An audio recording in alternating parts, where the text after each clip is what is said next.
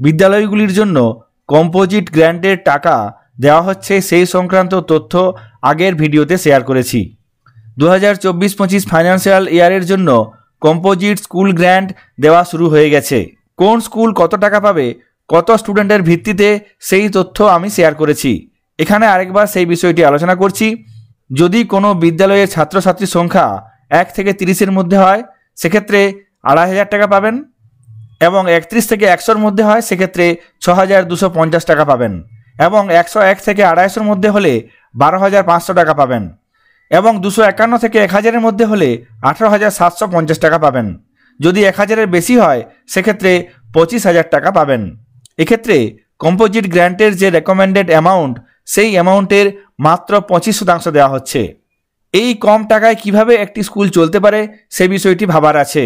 তবে এখানে বলা হচ্ছে এই অ্যালটমেন্ট অর্থাৎ কম্পোজিট স্কুল গ্র্যান্টের এই অ্যালটমেন্ট ফার্স্ট ইনস্টলমেন্ট 25%, অর্থাৎ পরবর্তীকালে আরও টাকা পাওয়া যাবে। এখান থেকে এটা স্পষ্ট হচ্ছে পরবর্তীকালে হয়তো সেকেন্ড, থার্ড, ফোর্থ ইনস্টলমেন্টের মাধ্যমে বাকি টাকা পাওয়া যাবে। কম্পোজিট স্কুল গ্র্যান্টে যে টাকা পাওয়া যাবে সেই টাকার 10% স্বচ্ছতা অ্যাকশন প্ল্যানের জন্য ব্যবহার করতে হবে। এই বিষয়ে এখানে বলা হয়েছে। সমগ্র শিক্ষা মিশনের তরফ থেকে এই তথ্যটি শেয়ার করা হয়েছে, সেটি আপনাদের সঙ্গে শেয়ার করছি। এরপর এই কম্পোজিট স্কুল গ্র্যান্টের টাকা কোন কোন খাতে ব্যবহার করতে হবে সেই বিষয়টি আলোচনা করব। এখানে দেখুন guideline for using composite school grant 2024-25 mandatory fields.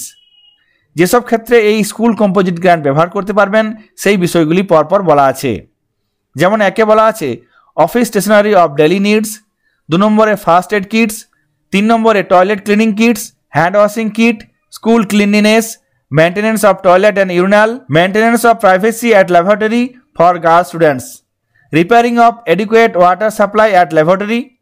তারপর 9 নম্বরে বলা হচ্ছে provision of safe drinking water, 10 নম্বরে publication of school magazine, development of display corner at school classroom, development of display board, development of display academic calendar, display of different grant received from authorities concerned, development of beautification of school premises, display of school name clearly and permanent in nature, payment of electric bills, petty repairing, documentation on different activity done through the year, provision of ribbon and badge for child cabinet minister, school badge for learners, TLM class wise need, school rent।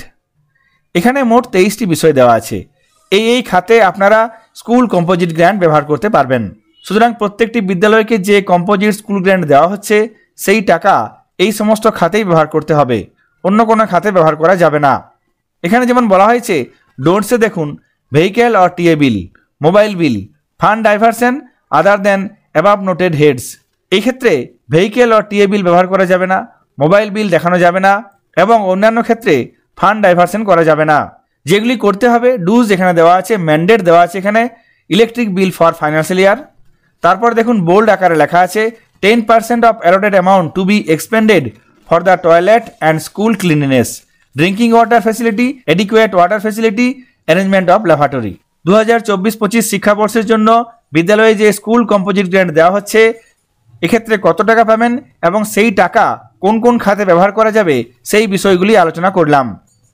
এই পিডিএফটি download করতে চাইলে description বক্সে link দেওয়া থাকবে, সেখান থেকে আপনারা download করতে পারবেন। সকলে ভালো থাকবেন, সুস্থ থাকবেন, ধন্যবাদ।